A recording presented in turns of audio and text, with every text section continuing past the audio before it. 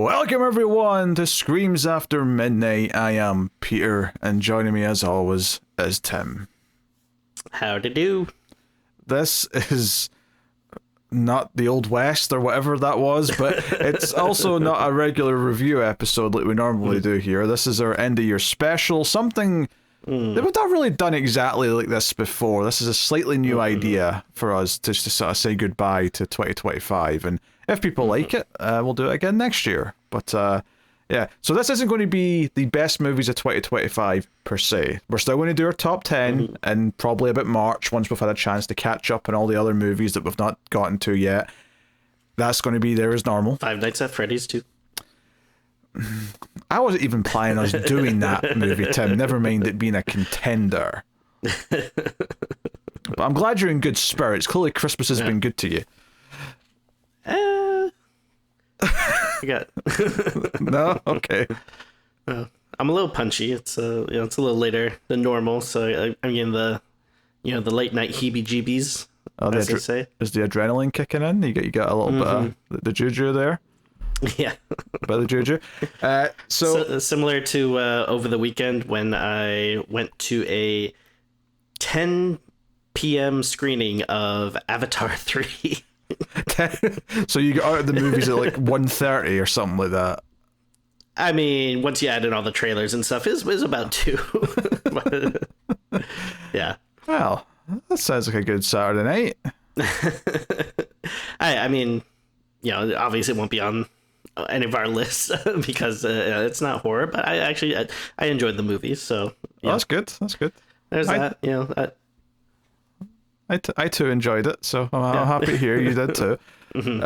So, no, what this is going to be is we have got a big list of categories we're going to go through and we're going to debate which ones. Now, what's eligible for these categories? It's anything we reviewed this year, whether it be a new movie, an old movie. Some categories might be specific to older movies. And we're just going to go through. We'll debate. We've both got a list of the episodes in front of us and we'll decide between us and we'll agree on a winner for each category.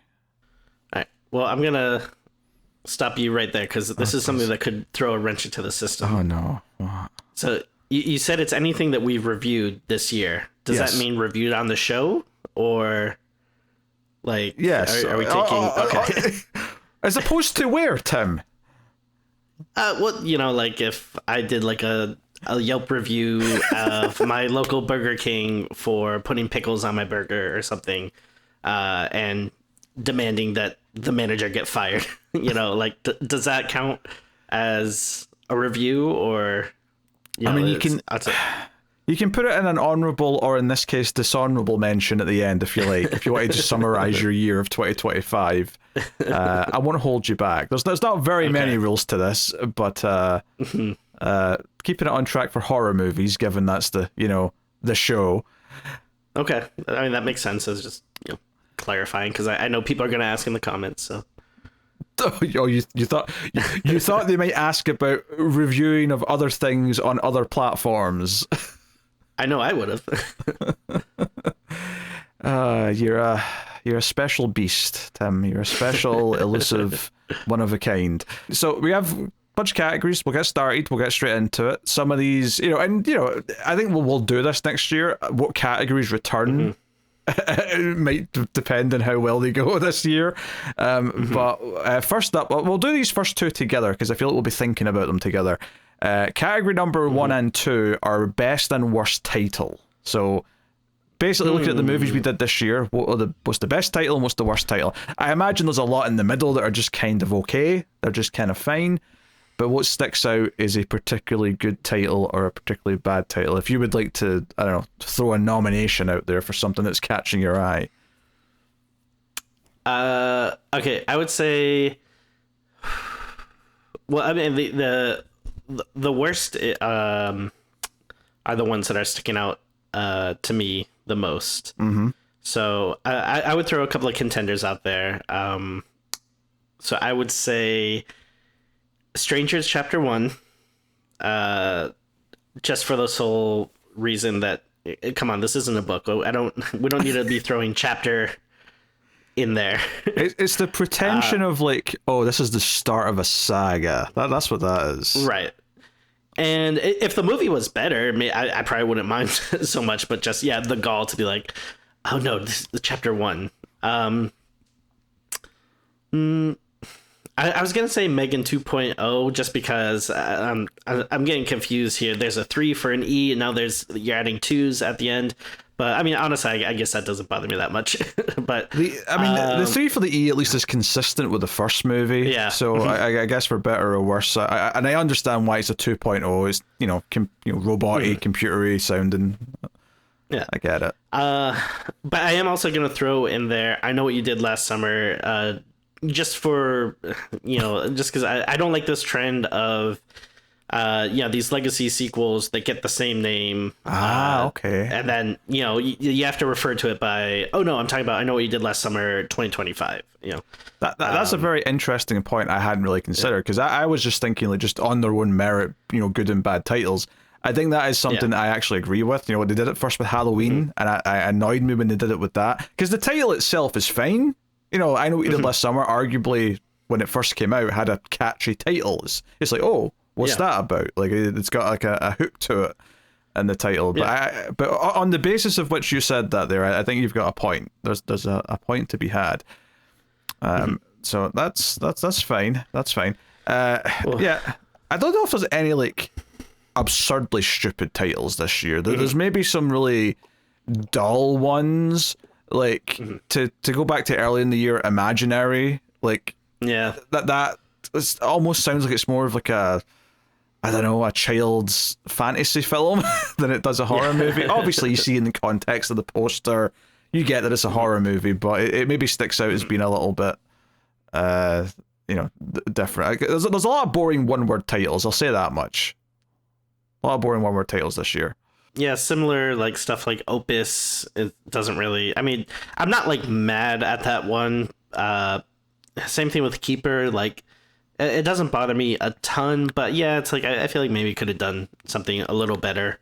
I think at least those are kind of interesting one words. Yeah, like Keeper's not like a word you use that much, so you kind of. Yeah. Sure.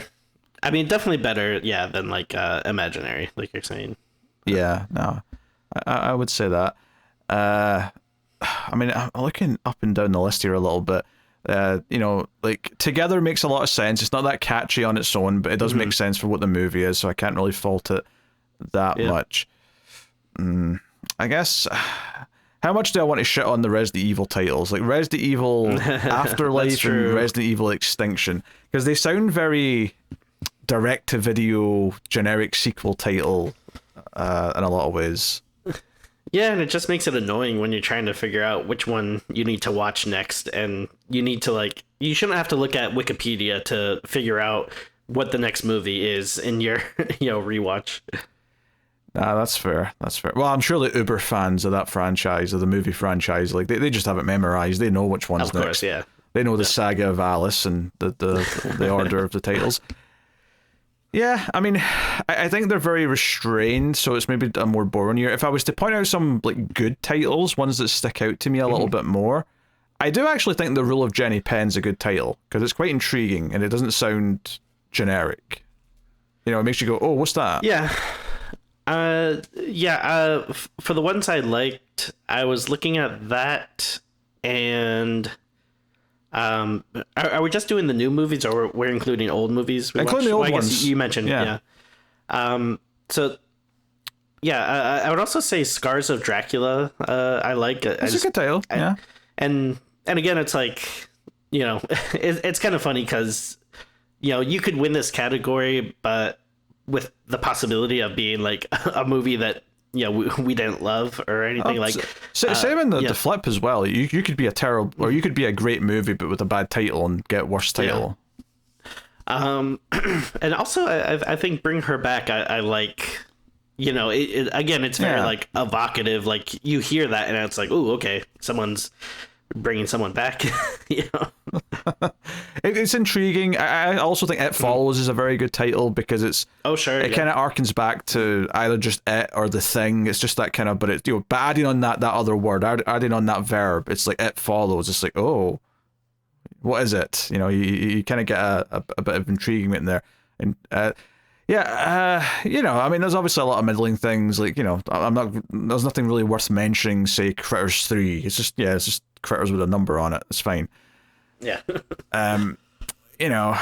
Longlegs is a good title. To be fair, I think for as far as one word titles goes, Longlegs sounds creepy. It immediately evokes horror. Yeah. I think Nosferatu is a weird one, just purely because it's a title that's already been used, so I can't really give it points for its title because it's just that title again. Yeah, and I don't know, maybe it sounds like hypocritical, but like I don't really mind it that much in that case versus like I Know What You Did Last Summer, just because. Well, no, it's because it's retelling the same story, so it's allowed to have the same title. Yeah, exactly. I'm trying to see if anything stands out to me. I do think Oddity is a good title. Probably not probably won't take it, but I like that. Yeah, I think generally speaking, if something's a reboot or a remake and it has the same title as before, no matter how good it is, it can't win. Like Silent Night Deadline is a great title, but I can't really award it because it's just that title. Whereas I think I Know What We Did Last Summer is eligible for worst title because it's not actually a remake. It's supposed to be a continuation sequel. Yeah, so it's a problem in that case. Yeah, and it's part of a trend that's like annoying. So, how do you feel about The Day of the Beast? I like it. I think it's a good one. That's good. That's good. Yeah. Yeah. Return of the Living Dead is a good title. Other than just the slight confusion that I think some people have with it, where they assume it's a sequel to something else. Sure. That makes sense. So you've got that, but yeah. I'll admit there's not like any amazing new titles, and I don't think there's any that stick out to me as being absolute absurdly stinky, just kind of like bad in generic ways. But yeah, do you have any strong feelings for which one you think is the worst? Yeah, I'd probably give it to I Know What You Did Last Summer. Again, it's I mean, like we said, it's just following this stupid trend. It makes it confusing when you're talking about the movies and you have to specify like which year and all that stuff. So I'd probably give it to that. Yeah, I think I'm on board with giving it to that. I think that reasoning at least is a bit more interesting, and there's no other like titles that stick out as just being stupid sounding or whatever. So I think I'm willing to go with that as well. I'll agree on that one. So worst title is I Know What You Did Last Summer. Best title. I mean, maybe it's because obviously I love the movie, but I do think It Follows is a really compelling title. If I was sticking to the new movies that came out this year, like, I actually think, despite obviously the movie end up being mixed overall, I do think Strange Darling's an interesting title. It's not like just a boring thing. It's easy to remember because it's kind of unique sounding. And you're like, oh, what does that mean? Well, I know what it means, but in the context of the movie, what does it mean? Yeah. So I don't know. I agree with that. The Wicker Man, that's also good. There's a lot of stuff that I would say is good, or I think it fits the movie, but yeah, it's hard to say one particular thing like jumping out and screaming like, oh, this is a really cool title. I do agree with It Follows. I mean, I think that's I like the simplicity of it, but it's still is conjuring something. It's evocative. Yeah. All right, yeah, I think we'll go with That Follows then. Let's not belabor it too much, and we'll go with that.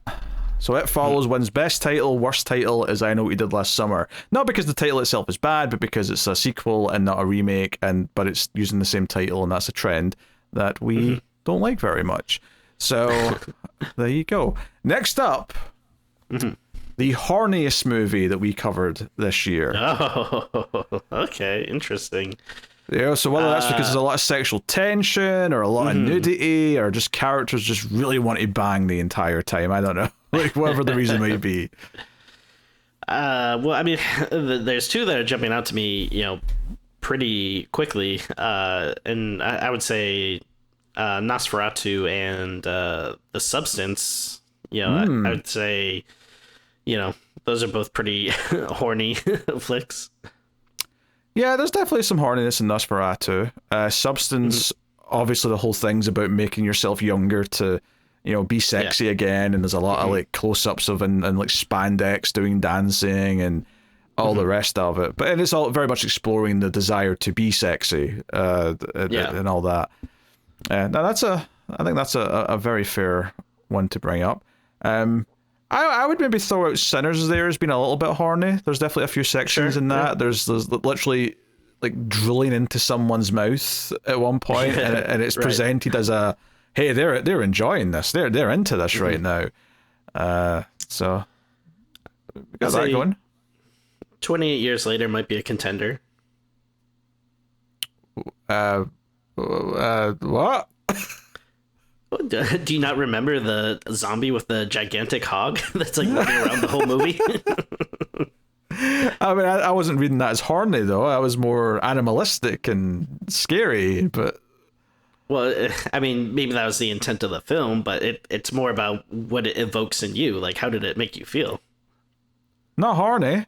If that's what you're getting at. Were you horny? I mean, I wasn't hating it. I was enjoying the ride. Oh, what a choice of words that is. I mean, I don't know what to say to that, but go on.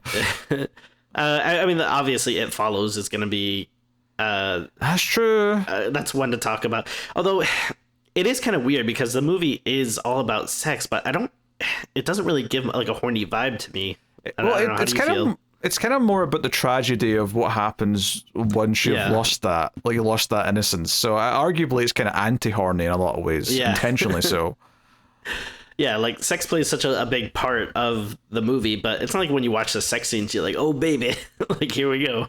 Return of the Living Dead, we have Linnea Quigley dancing around full frontal for several scenes. Yeah, I mean that could put it over the top. Honestly, Wicker Man's about a sexually repressed man surrounded by people who want to have an orgy the whole time. That's true. I mean, not to spoil too much, but there's a scene in that movie where he's literally banging his fists against the walls, begging God not to let him give in to his urges. So there is, I think there's an argument for Wicker Man. I mean, elsewhere, I think we've mentioned the main ones that are sticking out in my head from what we've done this year. So what we've narrowed it down to Nosferatu, The Substance, Sinners, It Follows, Wicker Man, Return of the Living Dead. Yeah, I mean, again, if I'm thinking of like, because sex scene, like just having a sex scene, is not necessarily like horny in my mind. So that's fair. Yeah. Yeah, like so again, like Nosferatu, there's a lot of like sex stuff in it, but it is again kind of more horrifying than like horrifying. Or I'm sorry, more horrifying than like horny. So I don't know. Personally, I would probably maybe give it to Return of the Living Dead because that's like a full on like let's get the popcorn popping. You know what I mean? Kind of scene. I feel like that's a fair point. For me, it's probably between Return of the Living Dead, and I think the other one that I would maybe argue against is Sinners, because I feel like Sinners has a lot of people like glancing at each other, they want to bone. There's lots of characters who end up having sex, kind of like in different scenarios behind a closed door. It happens multiple times, and they all have their own sexual tension building up to them finally having sex.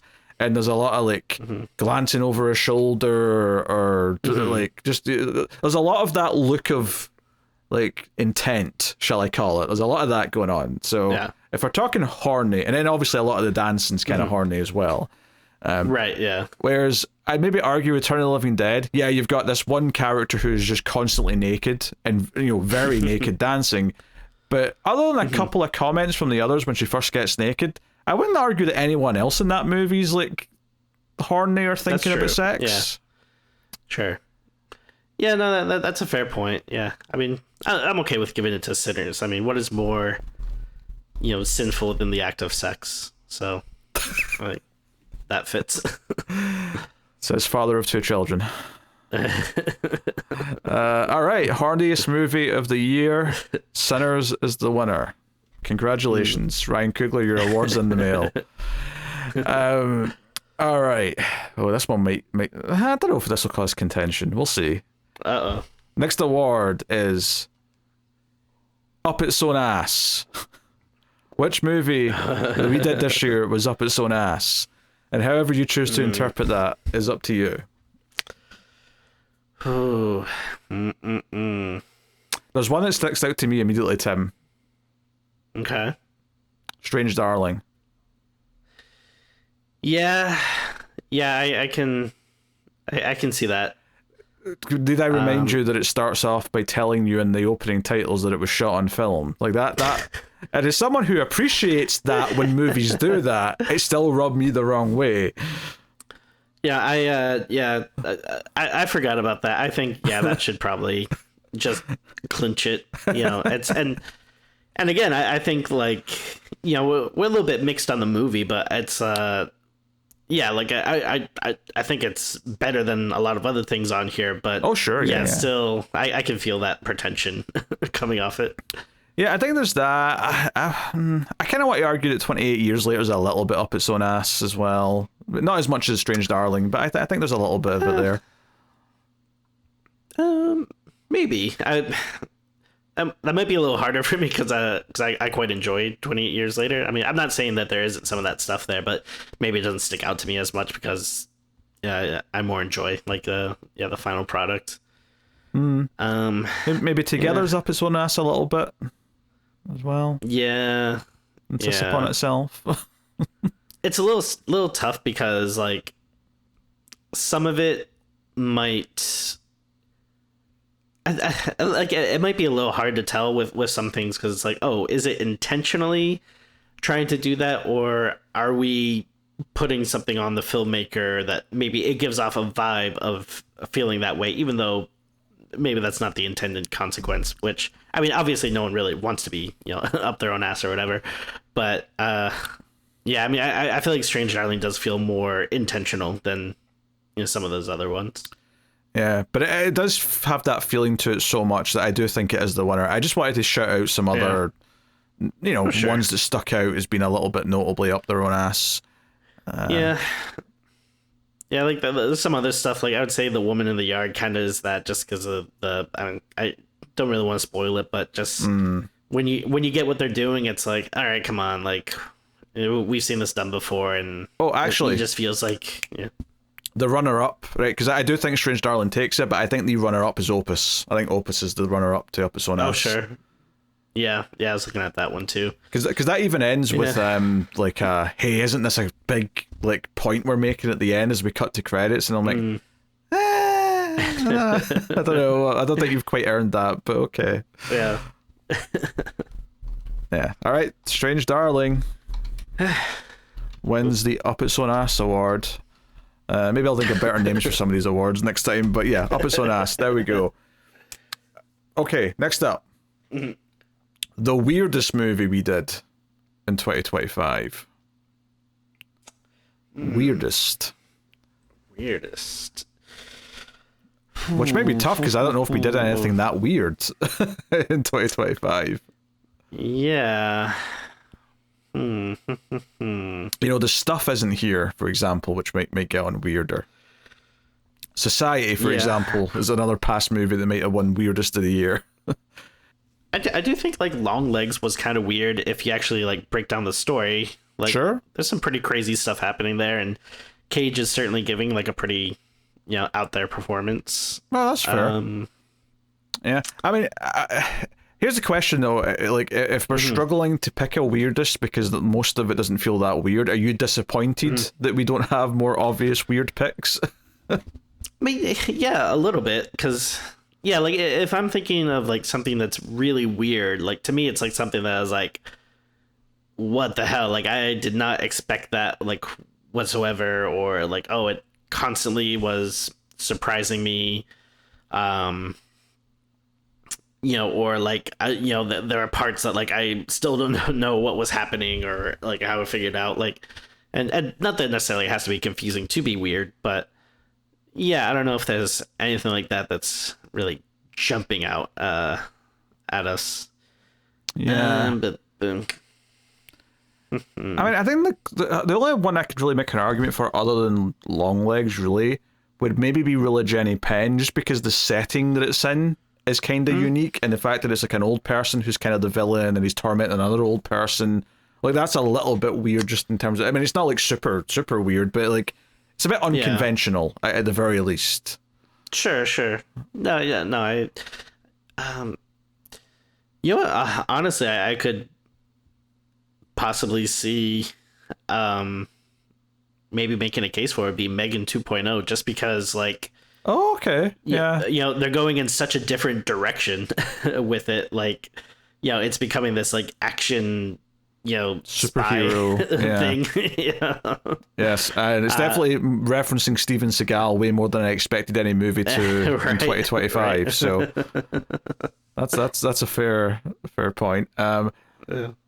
Yeah, okay, I can see an argument for Megan 2. It kind of is a weird movie. At least as a sequel to Megan 1, which was, already not as much of a horror movie as I think I thought it was going to be, but the second one just went, nah, we're doing like this anti-hero story where Megan's a badass now. Right. I'm happy to make it Megan 2 if you want. Okay. Yeah, Megan 2. I think that fits, yeah. All right, Megan 2 is the weirdest movie of the year. Moving on. All right, next one is a bit more serious. Okay. The best looking movie that we did in 2025. Oh. Okay. Bit more of a serious, so mainly cinematography, but obviously you might include, because I think originally I had like a best FX category and I took that away, but you can kind of include that here as like, I mean, there's one very obvious one for me, but again, I'm not sure how you're going to feel about it, because I was a bit more of the champion of this one, but I thought Nosferatu just was, goddamn gorgeous. Oh yeah. Yeah, there's an argument for sure. Like, because as much as I'm a little bit more lukewarm overall, and I do think I think I could argue sometimes it feels a bit too clean and pristine rather than the grittiness that I would maybe prefer. I can't deny that there's some of those shots where like the horse and carriage are coming from the woods and it's just all misty. Like stuff like that is gorgeous. Absolutely, yeah. So I mean, that would probably be top of my list. If I was gonna have maybe some runner-ups or something, I would say Sitters looks damn well as well.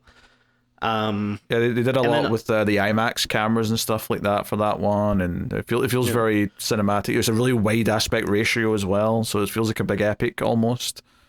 And then again, I'm being generous here, but like again, it's funny because this was a bit more of a mixed reaction to the movie, but I thought Keeper looked pretty well too. Yeah, I mean, same token as like, the movie was mixed by the end, but I think Strange Darling did look very good. Yeah, that's true. Yeah, for all the talk it was shot on film. It was shot on film. For all the talk of the pretension, it did look good. Like I can't like argue that. So I mean, I think that's fair. Yeah, I mean, that stuff sticks out. I think Weapons looks good, but I don't think it's necessarily going to hold up to some of these bigger examples that we're talking about. Yeah, like I mean, obviously I like the movie a lot, and I think there's a lot of strengths to it, but I don't know if like, I think it looks good, but I don't know if it's like over the top as maybe, some other ones. Which is not a knock on it. Like it looks great, but yeah, I don't know if I'd put it at the very top of the list. Yeah, I think the other two that stick out to me for visuals specifically would be It Follows, which might be which is a bit weird because it's like, hey, it's one of my favorite movies of the last 25 years. And then I think Bring Her Back generally looked very good, right? There was a lot of great stuff with the rain and like the looking through windows and Just how they It's presented some of that stuff like is really good. But I think saying that it's between Nosferatu and Sinners, I think is a very fair thing to say. Mm-hmm. You know, there's other good-looking movies here, but I think those are the two that feel the most like cinematic and the most thought went into just how much of it looks pristine. Yeah. I would be okay with either one taking it. If I was going to have my own personal take, again, I would probably go Nosferatu, but if you're more passionate about Sinners, I'd be okay with that. It you know, it's tough. I think I like Sinners as a movie more, but if I'm just talking about which one I think looks better, I think it is maybe. I'm finding it difficult to make that decision. Yeah. So if you feel stronger to one over the other, and I'm feeling like I can't decide, then I feel like we'll just go with the one you pick. Okay. Nosferatu with the honorable mention of Sinners. All right, Nosferatu wins. Unless you want to make a quick. Unless you want to Oh. make a quick case for Until Dawn. No, I don't. No, Okay. All right. No. Just making sure.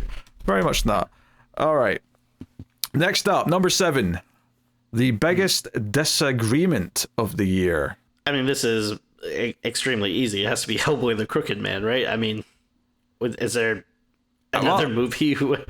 I mean, I think on the flip side, Cuckoo, Sure, that's true. we were pretty, opposed, but I mean, admittedly, I do think Hellboy the Crooked Man probably takes it, but I think Cuckoo was the first one that came to my mind. Actually, yeah. I mean, yeah, Cuckoo was a... Yeah, there's a disagreement there. I mean, yeah, it probably would be one of those two. I don't think there's any other ones that we had a huge like gulf on. No, Really, like, just looking at the list. I think there's maybe some where I liked it a little bit more than you did, or vice versa. Yeah. But nothing super. Yeah, so it really is between Hellboy, Crooked Man, and Cuckoo. I feel like this is weird because obviously I was more positive on Cuckoo and you were more positive on Hellboy. I think your final rating of Cuckoo was probably not far off what I gave Hellboy Crooked Man. I think I might argue that in Cuckoo, while your rating was quite low, you tended to agree with a lot of my positives anyway when I brought them up. Whereas when we were in Hellboy, everything you said to defend Hellboy was nonsense, and I disagreed with all of it. So I think on the basis of that, I would say Hellboy the Crooked Man was the bigger disagreement. But clearly, those are the only two that are really in the running. Yeah, no, I mean, I would agree with that because, I mean, I think at the end of the day, yeah, there's a lot of stuff I didn't like about Cuckoo, but I did have some positive things to say, but I don't think you had, like, any positive things to say about Hellboy for some reason. What do you mean for some reason? It's not for some reason, because it was shit. It was clearly discussed in the episode. All right, that's biggest disagreement then. We'll go to Hellboy the Crooked Man. Next up, best bonus episode movie. Oh. Yeah, no, I didn't send you the list of these, but don't worry, there's not as many of them, so it's easier for me to just say them out. So the options are, now we actually missed a bunch of months at the start of the year because of the fires. We didn't have any episodes for a while. It's actually kind of amazing how many episodes we did of the main show in spite of that this year. But so the options are New Life, The Mutilator, I'll Always Know What You Did Last Summer, Anguish, Burial Ground, The Dentist, or Werewolf Santa. I'm just going to say up front, Werewolf Santa is not winning this. In fact, that was the worst of all of these. And I can say that easily. The fact that I can say there's easily a worse one and I'm not picking, say, I'll Always Know What You Did Last Summer is really means something. And I want people to know that. I mean, yeah. I would say the clear winner would be The Dentist. We had a lot of fun with that one. I would give some accolades for Anguish, which, yeah, we kind of chose as to be like, oh, this sounds like a crazy movie, right? And then actually ended up being like, actually, this is like kind of cool. Yeah.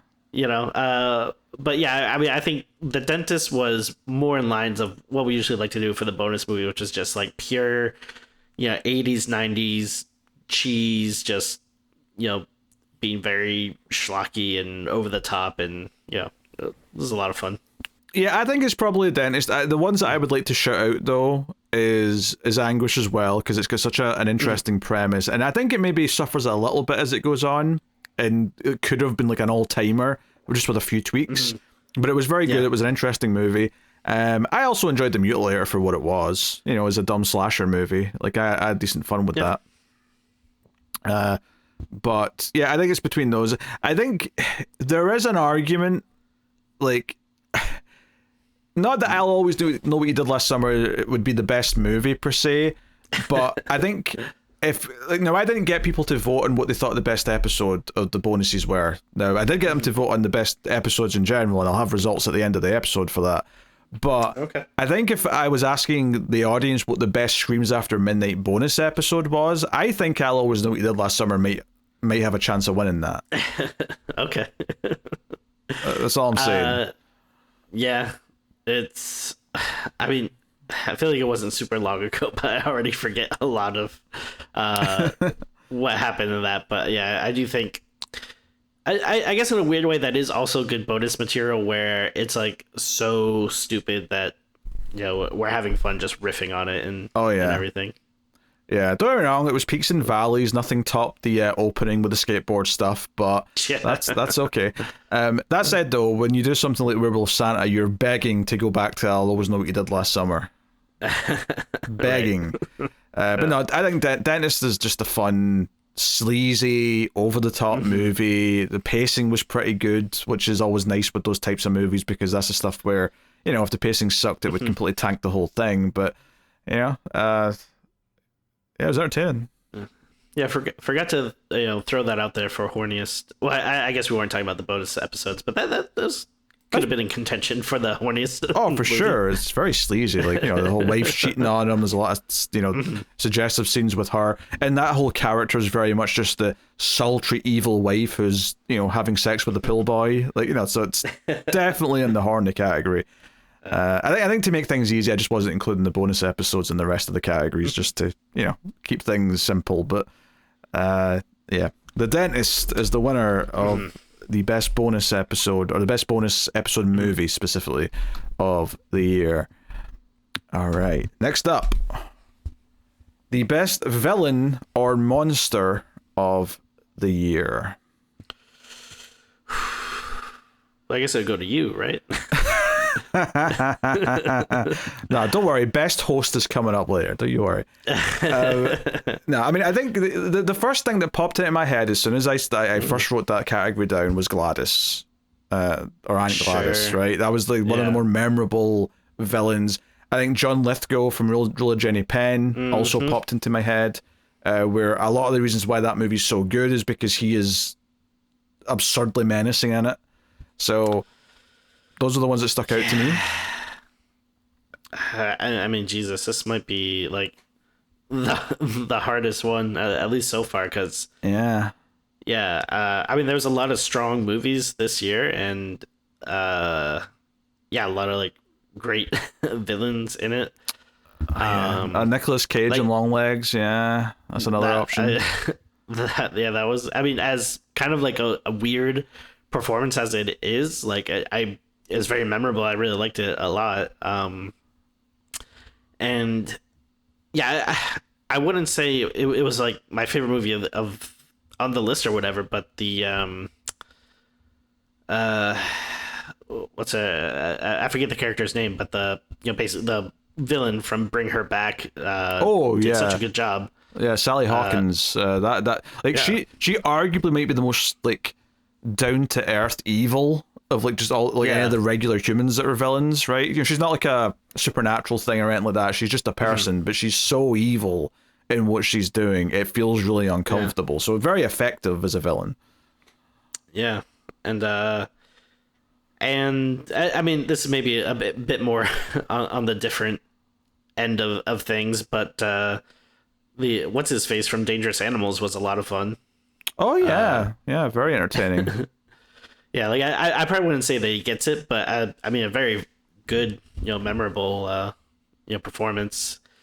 Sure, for sure. I then- think for me, I think the weird thing here is that whenever I was thinking about this category in advance, I was kind of ignoring movies I'd seen before, but I'm like, wait a minute, It Follows. It Follows. Like, yeah. that is such a good villain, not like a character per se, whereas some of these other villains are characters.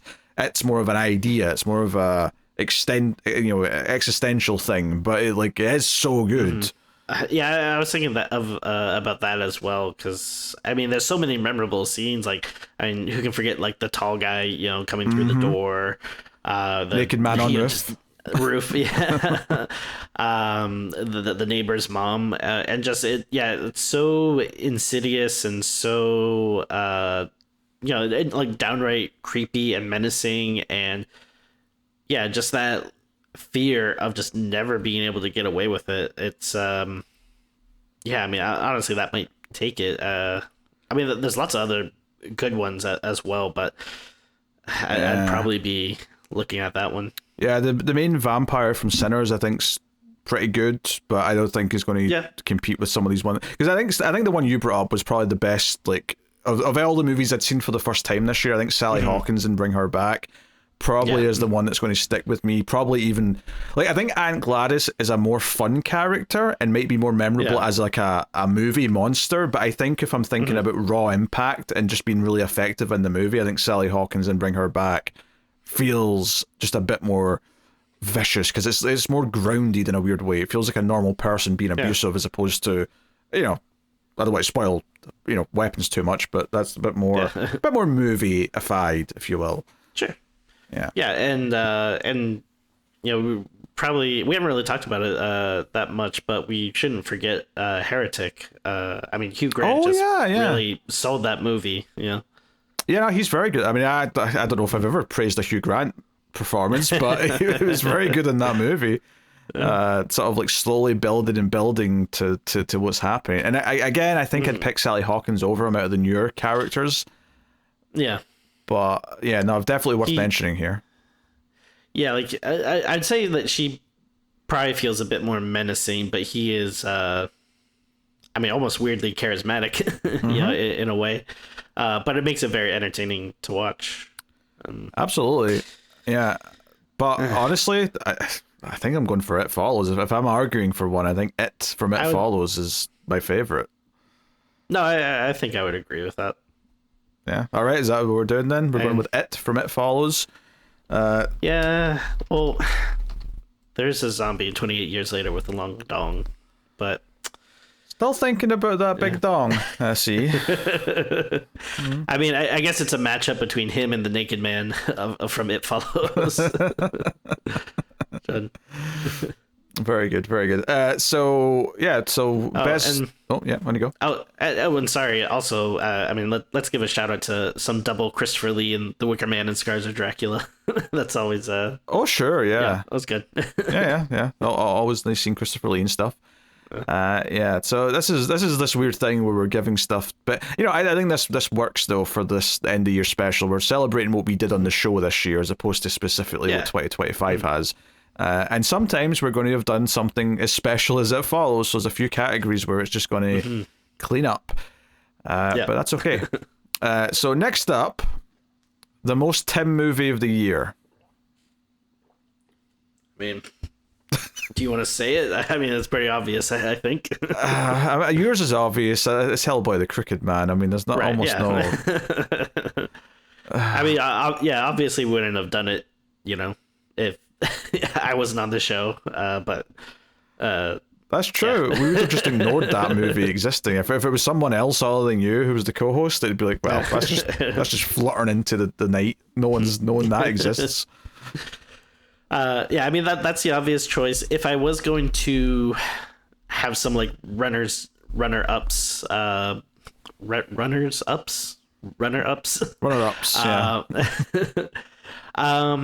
I feel like maybe, I don't know, you could probably make like an argument for something like, I don't know, maybe The Monkey or The Long Walk, since I'm such a Stephen King fan. That's what I was going to say. Something based on a Stephen King book. Yes. Yeah. I mean, I think that would be that would be in contention. Actually, maybe when I do the Ace end of year special, I'll put in a most Tim movie of the year, and I'll just throw in The Running Man, just by default because it's Stephen King. Yeah.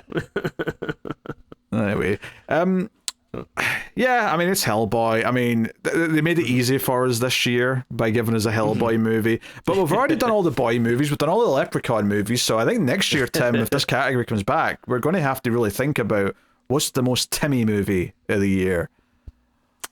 Well, I mean, that's going to be tough because I mean, just from what we know already, there's a new Orphans movie. There's a Killer Chip movie. There's a new Sam Raimi movie. So that's not a horror movie, though. I don't think, is it? I would include it.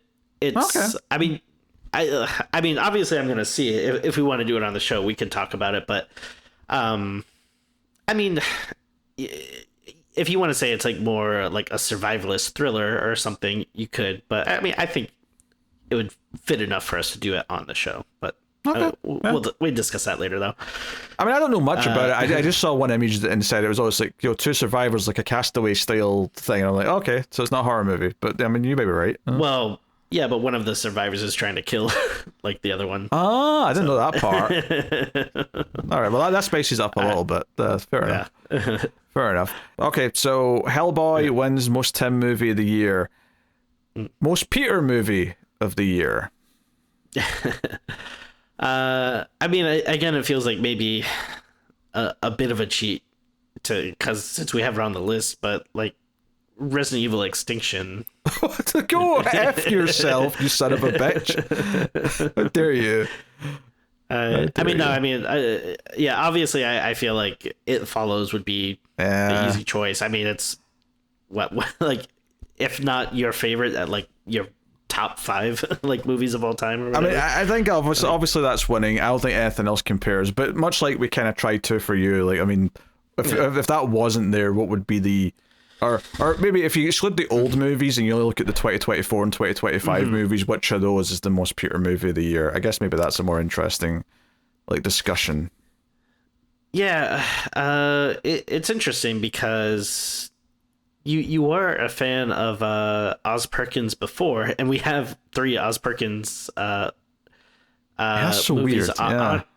on here, but they're all ones that you kind of didn't like as much. It was a sliding scale because Longlegs was the best of the year, even though you liked it a bit more than I did, and then The Monkey I was a bit more lukewarm on, and then Keeper, sadly, we both, like, even though we both thought it was really well directed, ultimately the end result, I think we agreed wasn't all that great. I mean, I do love the premise of Trap. Like, I know it's not a perfect movie, but it's a sort of premise that I can get really into, where it's like, okay, it's one location, it's a simple idea, they've got this guy trapped, and he has to figure a way outside. Like in a lot of ways, that is my type of movie, because it's a bottle movie where someone has to, smart their way out of a situation. That's fair. I don't know. Yeah, I think for this one, it's like, I think the other person's opinion should count a little bit more, almost. Yeah. Where, like, I should decide a bit more for you and you a bit more for me. Right. But, I don't know. I don't know. I could also see, like, I could see the Substance being like up there for you. It's a bit weird. Just because I mean, it's a bit weird. You could also say it's like a bit sci-fi. Nice, yeah. In some ways, and like there's like a message to it. So I think all that stuff, I could see, kind of pointing to you, and then also weirdly enough, I can kind of see like Final Destination Bloodlines, which is not really a lot of the things that I just said, but it is kind of just like pure dumb fun. Okay, all right, I see it. And but yeah, I don't think anything would really top It Follows. So yeah, I think the only other thing that's sticking out to me is maybe kind of a more attuned to my taste, bizarrely, is The Long Walk, because it is kind of, again, that high concept kind of focus that I can kind of get into. But no, I mean, It Follows is winning, though. I mean, let's be clear. Yeah. It Follows is the winner for most Peter movie of the year. All right. Okay, so this one's this might be a little tough actually. Standout character of the year. So, I guess technically some of the villains might still count for this, but I guess my idea was to skew it more towards just, general characters. Is there someone who sticks out here? I don't know. I really think Shyamalan's daughter in Trap really was a show stealer. Okay. I'm joking, kinda. But hey, say what you will. I remember that very well, even though it was right at the start of the year. So, take that for what it's worth. Because I think out of the villains we talked about, the ones that still kind of apply to this, I think, are Hugh Grant in Heretic and Sally Hawkins from Bring Her Back. I think those are the two that stick out to me as like potentials here, but also good characters, like hero characters, can apply to this. Yeah. Interesting.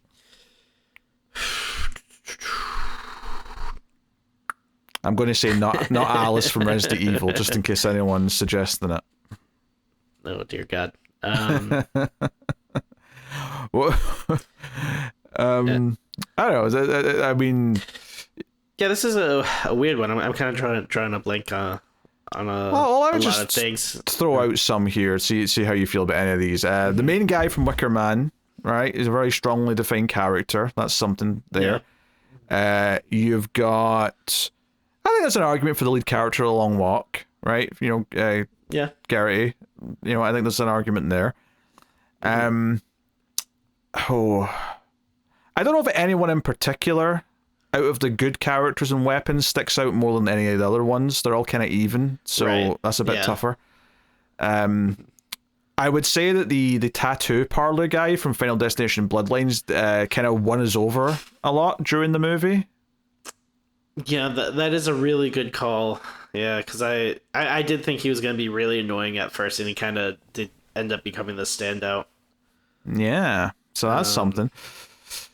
Oh, you know what? I could probably make a case. I mean, if we can split it up and just say, Michael B. Jordan from Sinners. I mean, I know he's playing two characters, but like, I thought that was definitely a standout.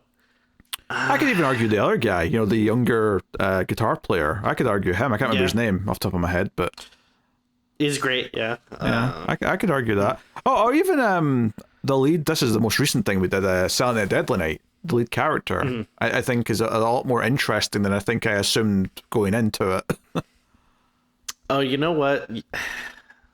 You might disagree with me with this, but no. Well, I mean, I wasn't even gonna bring it up because I knew that was a losing battle. But I mean, I'd probably give it to him. But and again, it's weird because it's not like a movie like I loved or anything, but I do think the main character in Smile 2 was pretty compelling, honestly. Yeah, I'm not going to agree. I mean, I'm glad you've mentioned that. You've got it off your chest. People have heard it. I don't think I'll be getting on board with that. Yeah. So are we not going to be picking either of the couple from Strangers Chapter 1, do you think? Oh, God. I should have had like I don't know, most, not worst looking. I mean, it wasn't good looking either, to be fair, but I don't even know what it is. Like, just worst ensemble cast of the year, maybe. I don't know. I mean, yeah, that would you get that. I don't know. Anyway, yeah, I mean, yeah, Michael B. Jordan in The Sinners, tattoo guy from Final Destination Bloodlines, Sally Hawkins from Bring Her Back, Hugh Grant from Heretic. These are the ones that kind of are speaking to me. I don't think anyone in Conjuring Last Rites is sticking out to me like overly. Yeah, no. John Malkovich from Opus, probably not. I mean, I remember him well. I don't know if I'd say it's because I liked the character that much. Yeah. So take that pretty well. If I offered you $1,000, do you think you could name any of the characters from Clown in a Cornfield? I mean, I'd give it my best shot because I want the money, but I don't think I'd do it. I just have to sort of take a stab in the dark and say Jennifer, and just hope there's a Jennifer on the cast list. But no, I don't remember any of the character names. The characters in Together were really annoying. No, I agree with that. I did like Tatiana Maslany and Keeper. The main lady in Dangerous Animals was good. She was, she had a bit of that. You could easily put her on her team up with like Erin from You're Next and a couple other badass like final girls, and she would fit right in there for sure. Yeah.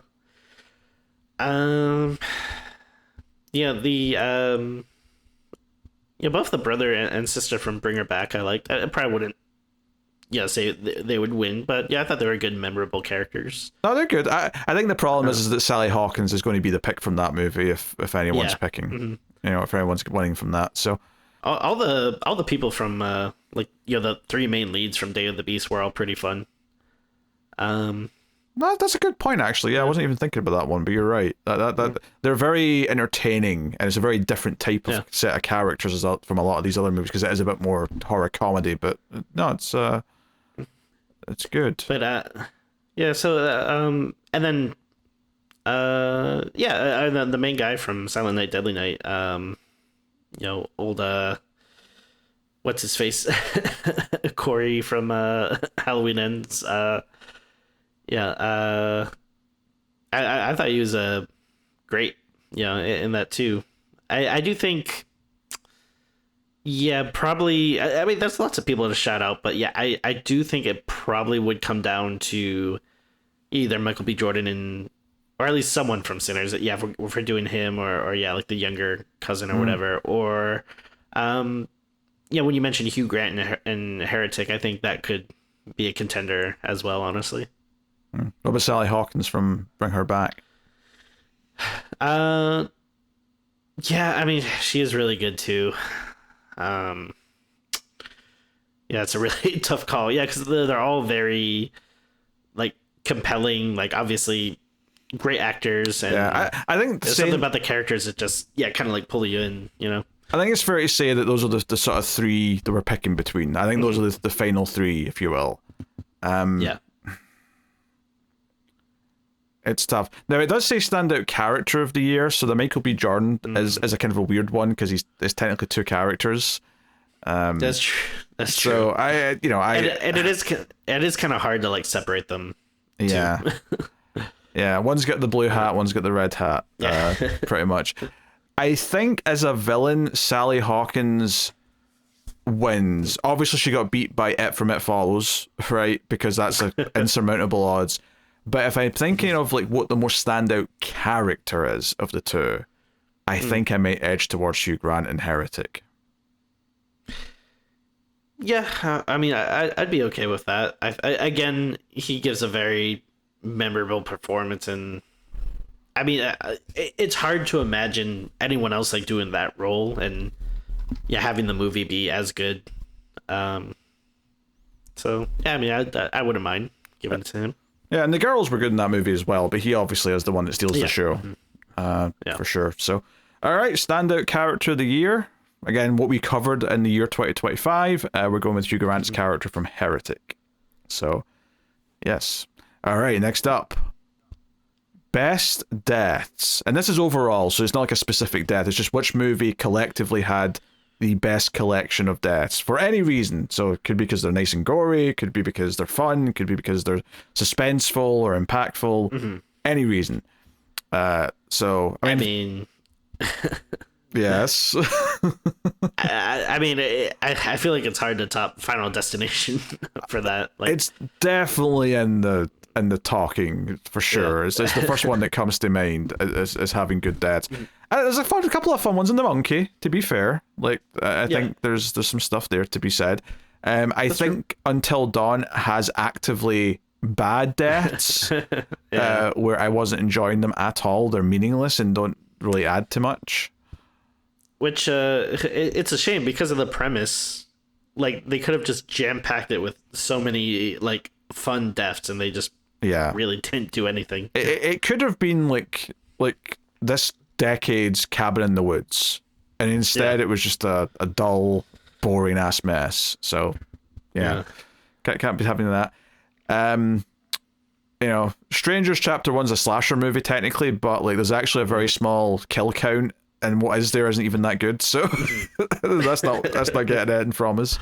And what else would even be contention? Last Summer, that's murders were just okay. Weapons has really good sequences. I don't know if they're necessarily kills, but there is good violence in Weapons. There's some stuff that really makes you cringe. I'm thinking, you know, forks are involved in one scene. I'm thinking a potato peeler in another scene. You know, there's definitely some really cringy, good-looking. Admittedly, it's a shame that I took off Best FX because it might have been in the running for that. Actually, maybe I should have kept that category on. But that sticks out to me for that, but not necessarily best deaths. I mean, it's tough because it is funny with like some of the, you know, better movies. They might not have like the huge body count, or if they do, it might just be like, you know, if you have like a vampire or a zombie movie, a lot of times the, you know, kills are gonna end up kind of similar. They're very samey, yeah. Yeah, not that they can't be fun or entertaining, but yeah, it's not gonna be like there's not going to be a ton of variety. It's more about the suspense building up to it rather than the kill itself. I think the closest thing here that has a variety and could have been a contender would be Silent Night, Deadly Night. But while I actually ended up quite liking that movie, I wouldn't say the deaths by and large are like as good as they could have been, and I think Final Destination still clears it quite happily. I'd agree with that, yeah. All right, are we going Final Destination? I don't think anything's really stuck out to me as competing with it, and just in terms of actual deaths. So, all right, Final Destination is the winner of best deaths. And to be honest, it should be. If it didn't win, either it's disappointing or something else really surprised us. You know? Yeah.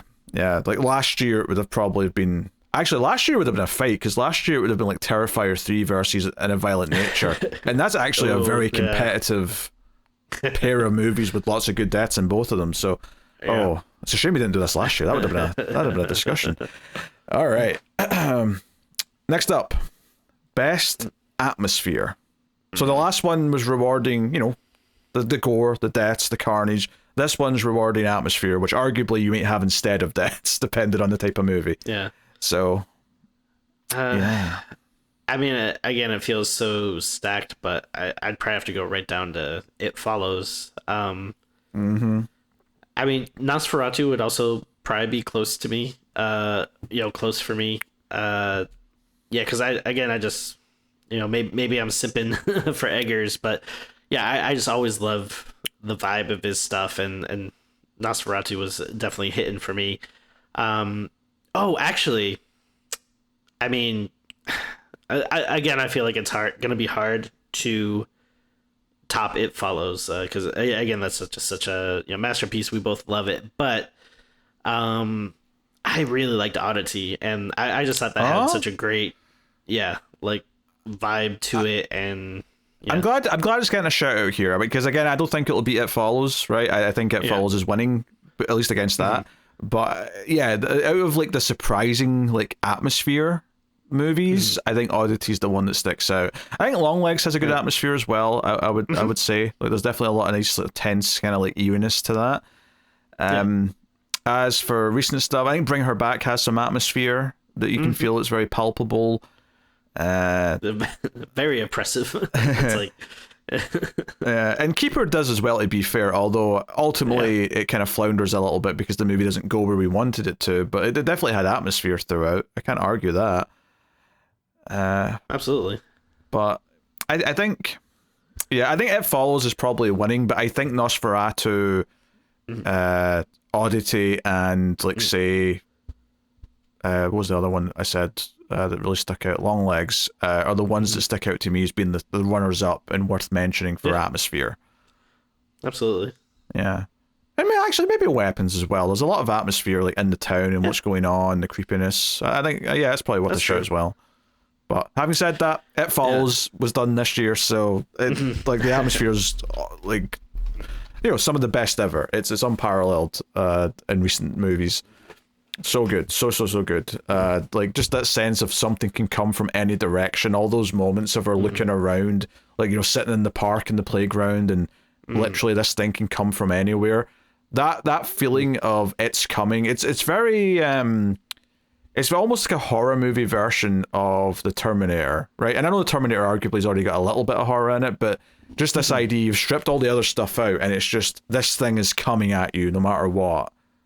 From any direction, and it's just, you know, it's so effective. And then the music adds on to that, and, you know, everything else. So yeah, it's a total package. It's the total package. Yeah.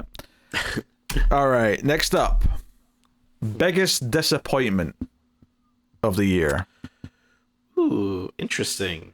Okay. I actually think I know what the answer is. I think it jumps out to me immediately. Okay, give me a second. He's looking for it. He's looking for it. Are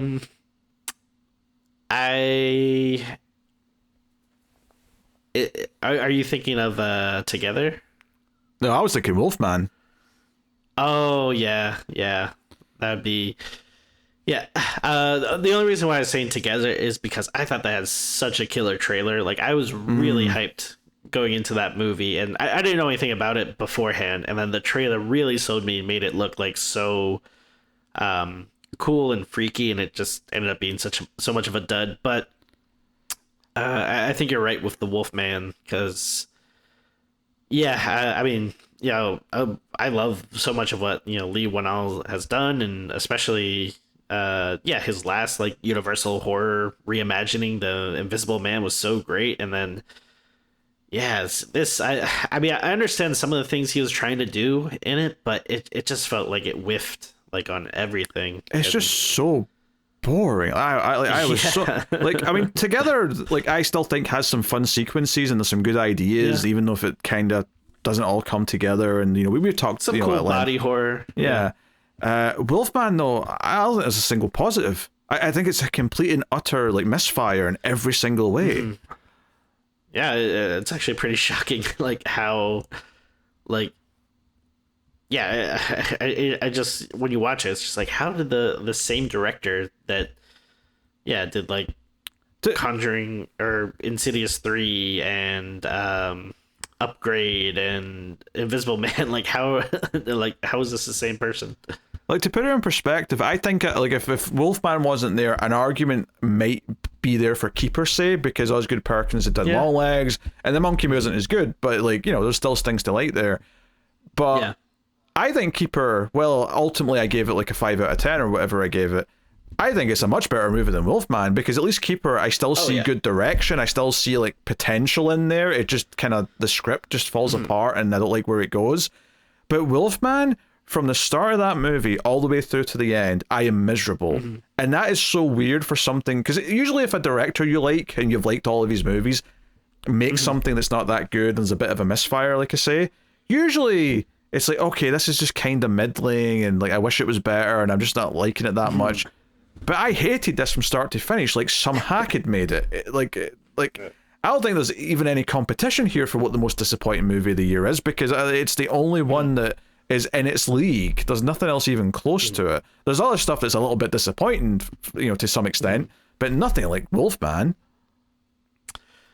No, I think it definitely goes to that. Like, some other stuff I was looking at was like Strange Darling, which I don't think was horrible, but it was, I feel like that was really hyped up, and then I was expecting that to be like, oh, this is gonna be like an instant classic, and then watch it, I'm like, oh, it's kind of a little bit more middling than I thought. But again, like you said, it doesn't, it's still more entertaining and there's more positive things to say about it than the Wolfman, which is just bizarrely bad. Yeah, just absolutely dumbfounding just how bad it is. Like, it's like we expected a good to great movie and we got like a 2 or 3 out of 10. Like that, it's actually shockingly bad. Okay, Wolfman, biggest disappointment.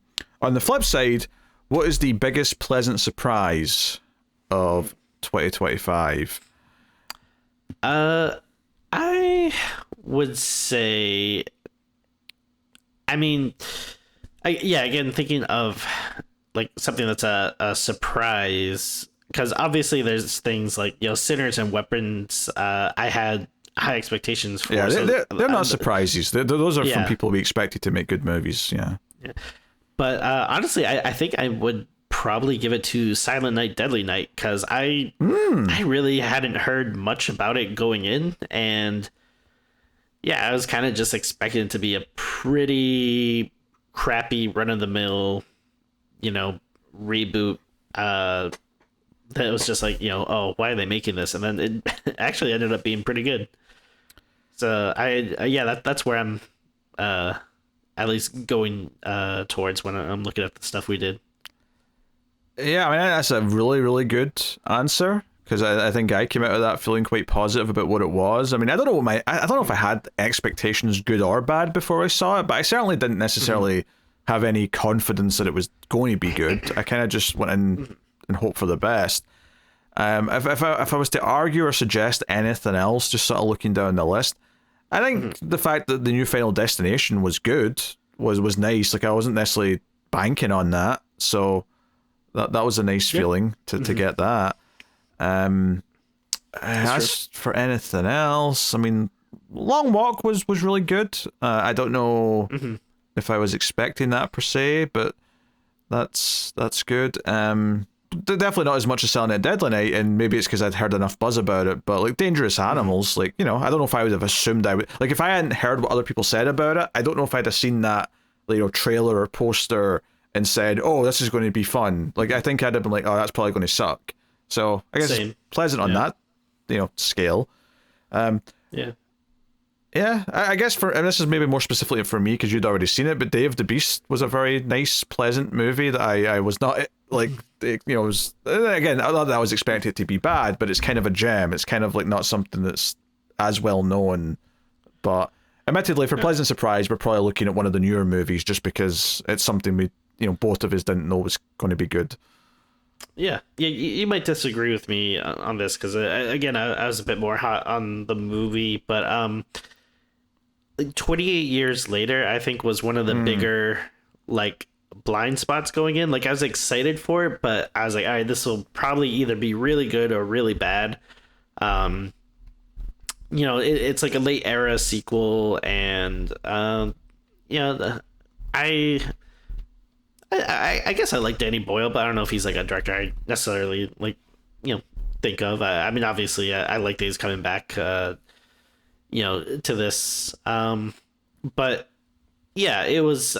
I wanted to see it, but I was also very much like, I really have no idea where this could go, and I actually ended up quite liking the final product, and in like different ways than I kind of expected. Like, I was surprised at some of the things like that happened. So. I probably would still put Silent Night, Deadly Night over it, but I give that a shout out. I mean, I think the fact that I'm not as enthusiastic about that one, but I agree about Silent Night, Deadly Night means that Silent Night, Deadly Night probably is the most pleasant surprise of the year. But at least we had something to suggest and talk about. Because it's always possible we'll get to the end of next year and be like, "Oh, there was no pleasant surprises. We're miserable. Oh no, what a terrible year." So yeah, I think Silent Night, Deadly Night wins it, but no, it's nice to add a few things to kind of mention there as being good surprises. Next up, most forgettable movie that we did this year. So not necessarily the worst, but the sort of one that you're definitely not going to remember, and possibly don't even remember right now. I guess if I was skimming the list here and mentioning things to say out loud, I would say that Until Dawn falls into forgettable. Possibly Imaginary, although us making jokes about how bad it is might keep it in our minds a bit more than it would otherwise. I would say that Woman in the Yard sticks out to me as being extremely forgettable. I would think. I was saying Clown in a Cornfield. The only thing that maybe saves that one a little bit, I guess, is that the title is kind of memorable. Yeah, it's not as bad as those other movies I mentioned, but that doesn't. Yeah. I mean, sometimes the thing in the middle is the most forgettable. So, like, I can certainly get on board with that. Yeah, I was too angry at Wolfman to forget it. Right. Same with Strangers Chapter 1. I remember struggling to remember how Until Dawn ended when we did the review. And that was right after we watched it. So I think there was a serious argument for Until Dawn for this. But I don't know what one you feel more strongly about being forgettable. I mean, the Resident Evil movies, I feel like as soon as we're done talking about them, I forget everything that happened. But I don't know if that's more like I'm willing my body to like purge it. It's like a computer virus, and I just you're like you have to just purge it from like your memory. I mean I agree with Until Dawn. That you would think it would be more memorable concerning like some of the things that happen in it, but yeah, I'm struggling to really remember much other than the fact that it kind of just made me angry. It's almost like it's throwing too much at the wall, so everything just kind of feels forgettable. I mean, the Resident Evil movies are a good point in that they all blur together, but like, again, I think it's like there's just a bit too much anger when I'm watching them to completely forget them, right? Even if I don't remember the details of the plot as much, like, I'm going to remember how I felt. Whereas Until Dawn, like, you know, if it wasn't for the fact that it was kind of connected to a video game, it probably would just completely fade into my memory, and you know, I wouldn't remember it. So unless you have any objections, I think Until Dawn can take this. Yeah, that's fine.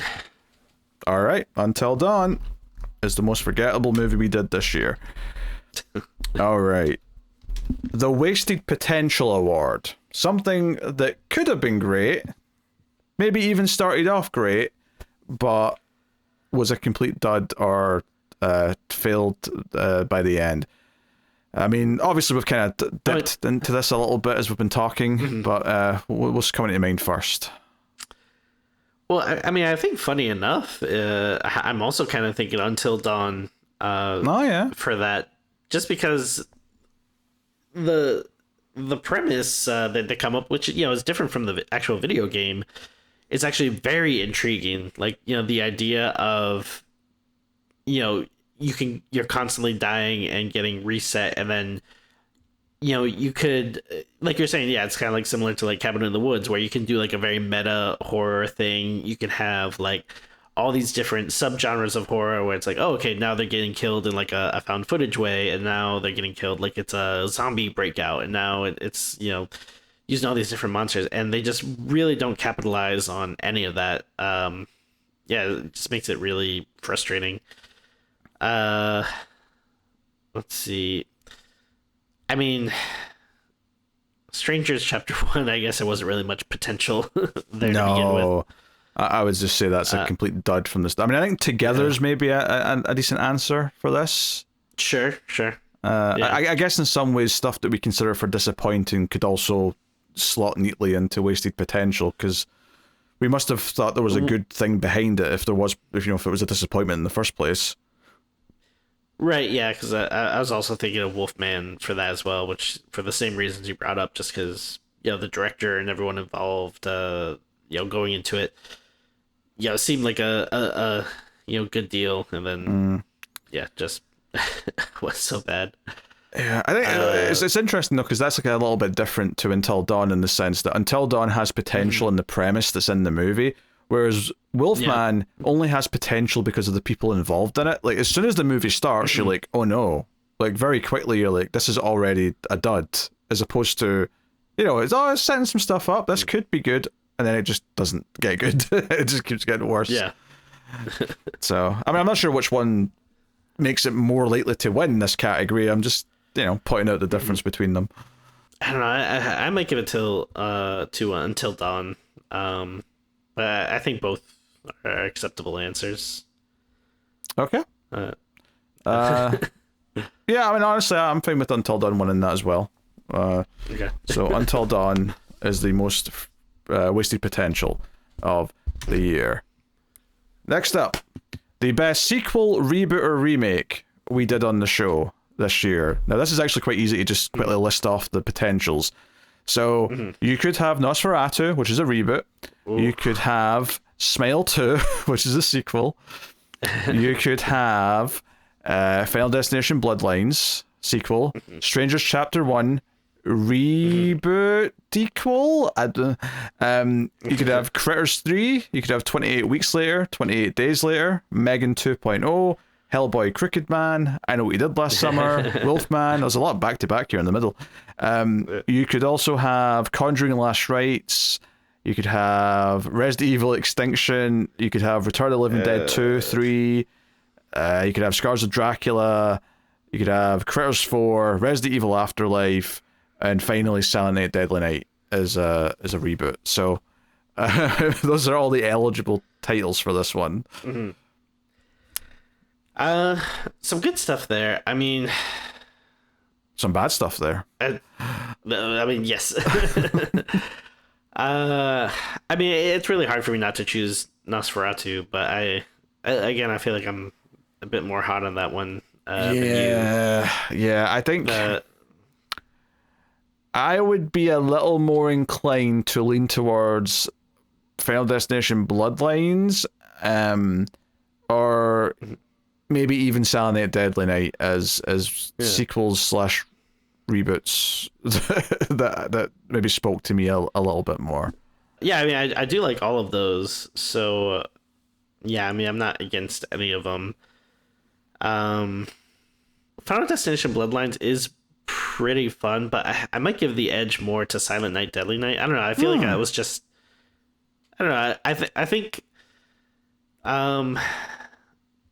I think maybe the difference there is I really didn't care for the main character in Bloodlines. I thought she was just pretty boring and bland. That's fair. Yeah. I mean, honestly, most of the characters, other than, again, we pointed out the kind of punk nose ring guy, ended up being a lot of fun. And obviously, it's very nice to see, Tony Todd, giving it his last performance. To be fair, I think the nose ring guy, the tattoo guy, I think his siblings were also kind of fun. They weren't as fun as him, but I think they were the ones, it was kind of the sister who was kind of like the shallow girl, and then the brother was kind of the guy with the peanut butter allergy. I think those were all entertaining, but yeah, the main girl was a bit on the dry side. Yeah, and then versus Silent Night, Deadly Night, where the lead character is very compelling. His love interest actually ends up being really cool in multiple ways, and they have like a nice relationship together, and then the different like people throughout the town I thought really pretty entertaining. So that would probably get the edge for me. I think I'm happy to give it Silent Night, Deadly Night between those. Okay. Silent Night, Deadly Night wins best sequel, reboot, or remake of the year. No, I Know What You Did Last Summer, just in case anyone's concerned. So this one's more of an overall kind of question. So we've got 3 left, by the way, right? We're on the last few. Okay. Right. Number 20, which is the number one. Which subgenre had the best 2025 on streams? So we're talking, like, did we have a nice selection of vampire movies this year? Did we have a nice selection of zombie movies this year? Werewolf movies, supernatural movies, any of like subgenre or any grouping that you might think of. Now, I think up front, it feels like we had a few vampire movies. I mean, based on Nosferatu, certainly. And then, or Nosferatu, Sinners. And Sinners, that's the other one. Yeah, that was the other like new one that stuck out. I mean, like for old stuff, you have Scars of Dracula. Very true. We were kind of positive on those. We did do some zombie movies, but 2 of them are Resident Evil sequels, so take that for what you will. But we also had the 228, weeks and years movies, so that's there. Yeah, and then all the Return of the Living Dead. Oh, true, I wasn't even thinking of those. You're right, that's a whole other batch of 3 sneaking in. So, but yeah, that's a little tough because it's like, okay, do the really good ones outweigh the shitty ones? Um, yeah, I'm trying to think like what other like, yeah, kind of groupings we have. Like, do we not do like any found footage? I don't think there's. I'm really seeing. I don't think we did. No. It's kind of surprising. We didn't do a lot of, like, because I think another grouping that you could argue for this is foreign horror. But other than Day of the Beast, I don't know if we did a whole lot of foreign horror movies this year. Yeah, that's surprising. Which I mean, I think a lot of that you can probably blame. Because of the fires and stuff. We just had a lack of Oh, I guess Opera would count. That's Italian. Yeah. Oh, sure. Even though I think we probably both watched it dubbed in English, but it's just because it's, those Italian movies are kind of like that, where you just dub it because it's going to be out of sync no matter what you do. Yeah. I guess a couple of slashers, but I mean, Strangers Chapter 1 and I Know What You Did Last Summer weren't very good. That's very, very true. Very, very true. I mean, weirdly, do we have multiple body horror? We got Together. I don't know if we have another one. Substance is body horror for sure, yeah. So yeah, there's a couple of pairings like that kind of sticking out. And then Supernatural's like, kind of a weird grouping as well, because you've got like maybe It Follows, which is obviously the tip top, but then you've also got Imaginary kind of dragging that down a little bit. Yeah, I was gonna say, is Supernatural like too broad of a category? Yeah. I think another category potentially here, and okay, there's going to be a slight spoiler here for like an element of a movie in terms of just saying what's in the movie. So apologies if you want to like not hear this spoiler for a 2025 movie. Maybe skip ahead like 30 seconds just while I say this part. So here we go. I'm going to say it. And between Weapons, Oddity, Keeper, and maybe there's one or two more. There's definitely like a lot of occult/witch movies, I would say, this year compared to normal. Yeah, I'd agree with that. Actually, that's a pretty good grouping. Yeah, and those are all like pretty good ones, or really good ones. Yeah, I think there's an argument there for that. Oh, and even Bring Her Back, kinda to an extent. Dips its toes into that. Would work. Yeah. And I guess if you're Day of the Beast fits into that. Oh yeah. So I feel like that probably is gonna have to be the winner, right? Yeah, it's quite a varied selection as well. Actually, now that I'm thinking about it. Yeah. Because like you've got like a sort of more light, fun movie like Day of the Beast. You've got a really hard hitting movie like Bring Her Back. That's quite a selection there. You've got a really atmospheric movie in Oddity. So yeah, a cult/witchcraft. Yeah. All right. That. There we go. There you go. Would you maybe slot Wicker Man in that? I guess it's kind of. Yeah, I think that goes into a cult, like sacrificing for a god. Yeah, that kind of fits into that. Okay, yeah, I think that's a good. Yeah. All right, there you go. I think a cult's the word, but I'll just throw in witchcraft as well, just to dumb it down a little bit for everyone. Sure. Keep us going. All right, number 21. What is the best non-2025 movie we did? And I'll include here anything that was 2024 that we caught up on at the start of the year. That's also excluded. So we're looking at older movies we did that are at least 2023 and back. So looking down the list here, a lot of this stuff won't be eligible until we get down to, I think Critters 3 is the first one. And then 28 weeks later, we have Follows, Resident Evil Extinction, Resident Evil Afterlife, Return of the Living Dead, Opera, Critters 4, Day of the Beast, and I think that's all the eligible movies.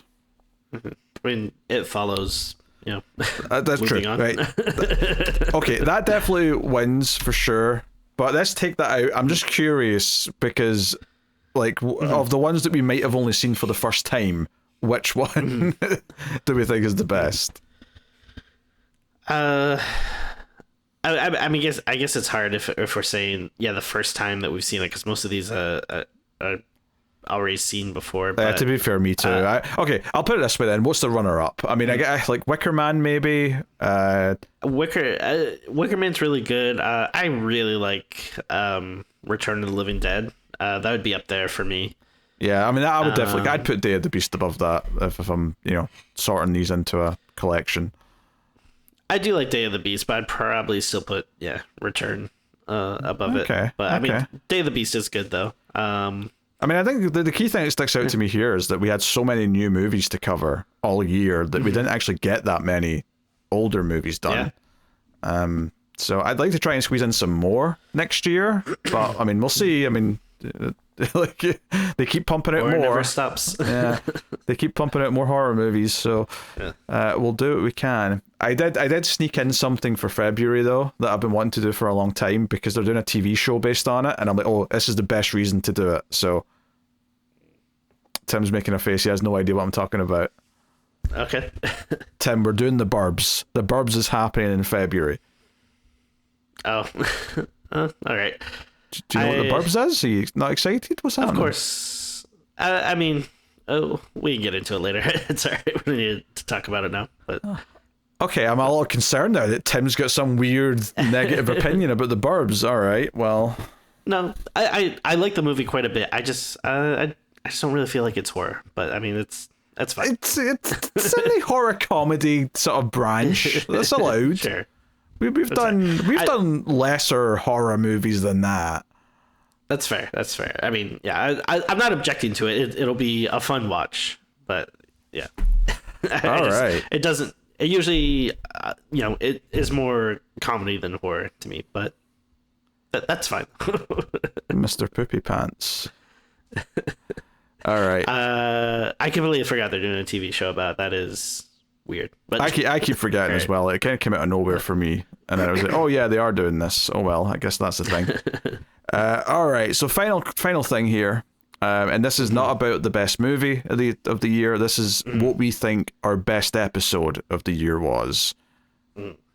So I don't know. I mean, honestly, obviously I said it's not about best movie, but I think there's an argument that It Follows is the best discussion we had this year. But I mean, I don't know if you feel similar or if you think there's another episode that sticks out to you.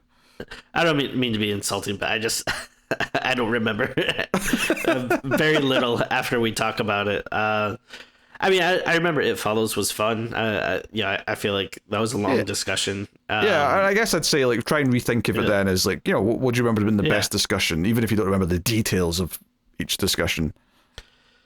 Yeah, I mean, I think that was definitely a good one. I think as bad as the movies are, I think we always have fun on the Resident Evil ones, just because it's, we love the franchise and stuff, and I mean, we love the video game franchise, not the movie. Yes. But it's fun to to talk about it. I feel like there was a lot of passion in the I Know What You Did Last Summer. We had a lot to say about that. Yeah, so that always sticks out to me when we do go over that 90-minute mark where there's just so much to talk about and stuff we want to complain about, basically. Yeah. But like that one had a lot of that going on.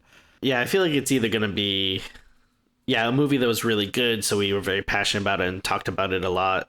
So yeah, stuff like, Sinners, Weapons, Nosferatu,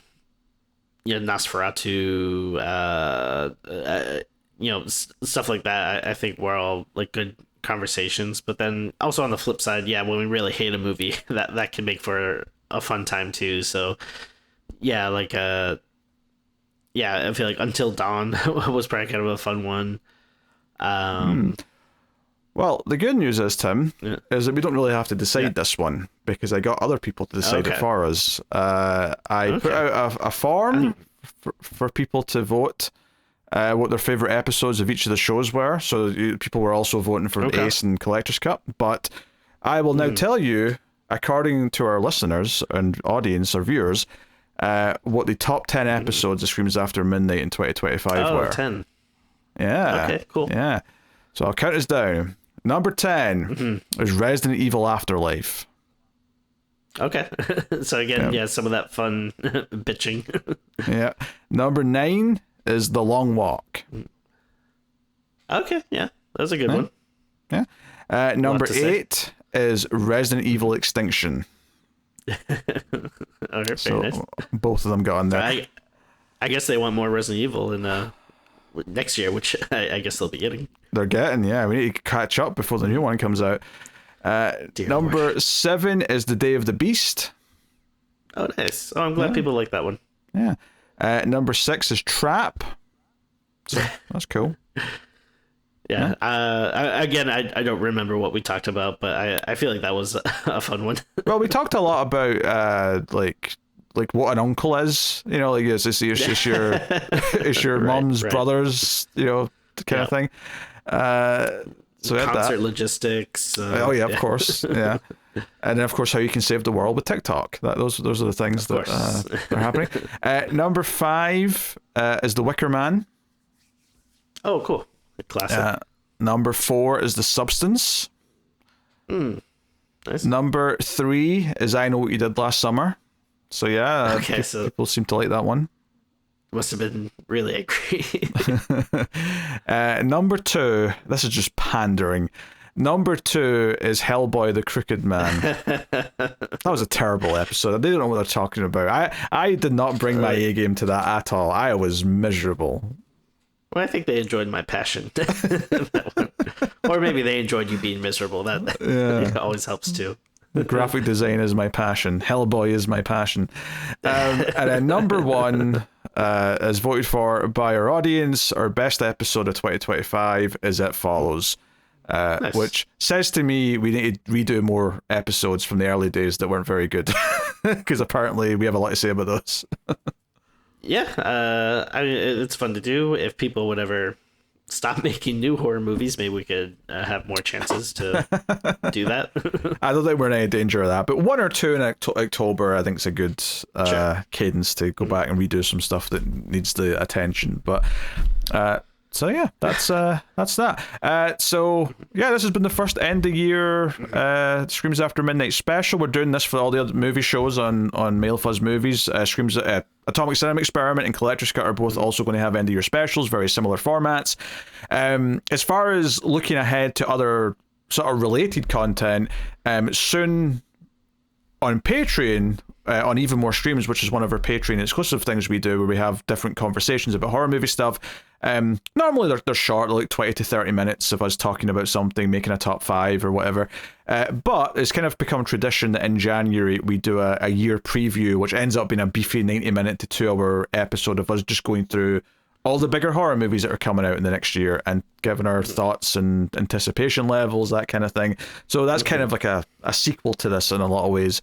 So you can get that if you want to support us on Patreon or be a YouTube member at the right tier.